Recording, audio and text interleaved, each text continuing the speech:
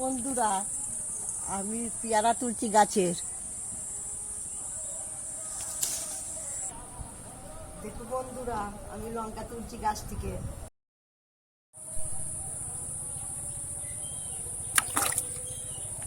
দেখো বন্ধুরা, আজ ঝাল ঝাল পেয়ারা মাখা দেখাচ্ছি।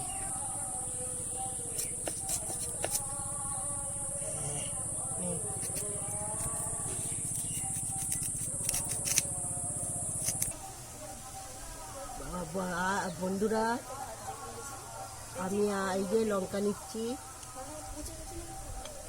ধনে পাতা নিচ্ছি, নিয়ে এই বেটে নেবো।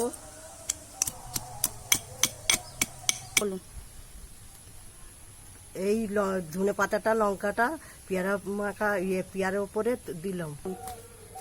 1 চামচ নুন দিলাম, 1 চামচ তেল দিলাম, 1 চামচ লেবুর রস দিলাম, 1 চামচ চিনি দিলাম, 1 চামচ কাসুন্দি 1 চামচ কাসুন্দি দিলাম, দিয়ে এই মাখলাম। আমার পেয়ারা মাখা তৈরি করা শেষ। আমি একটা খেয়ে দেখছি। সুস্বাদু।